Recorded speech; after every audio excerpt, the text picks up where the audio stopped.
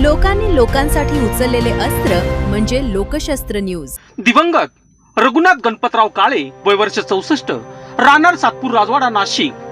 अत्यंत दुःखद अंतकरणाने कळविण्यात येते की सातपूरच्या मातीत जन्मलेले आणि आयुष्यभर समाजसेवा, न्याय, समता तसेच आंबेडकरी विचारांची निस्वार्थपणे जोपासना करणारे दिवंगत रघुनाथ गणपतराव काळे यांचे दिनांक 29 जुलै 2026 रोजी दुःखद निधन झाले।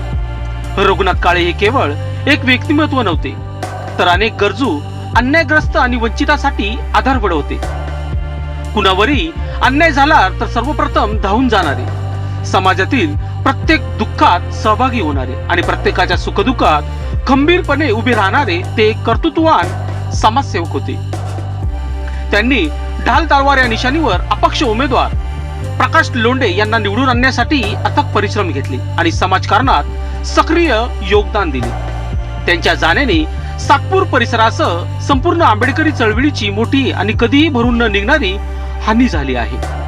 त्यांचे कार्य, त्यांचे विचार, त्यांची माणुसकी आणि समाजाप्रती असलेली निष्ठा कायम स्मरणात राहील। त्यांनी आयुष्यभर जपलेली समानतेची मशाल पुढील पिढ्यांसाठी प्रेरणास्थान राहील। त्यांच्या पश्चात पत्नी, एक मुलगी, 2 मुले तसेच बंधू हनुमंतराव काळे आणि आनंदा काळे असा परिवार असून त्यांच्या दुःखात संपूर्ण समाज सहभागी आहे।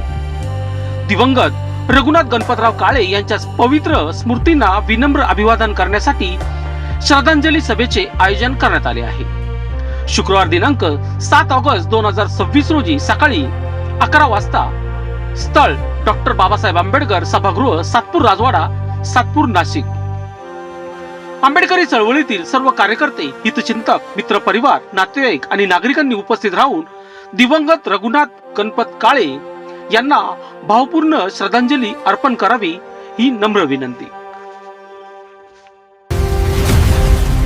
लोकांनी लोकांसाठी उचललेले अस्त्र म्हणजे लोकशस्त्र न्यूज।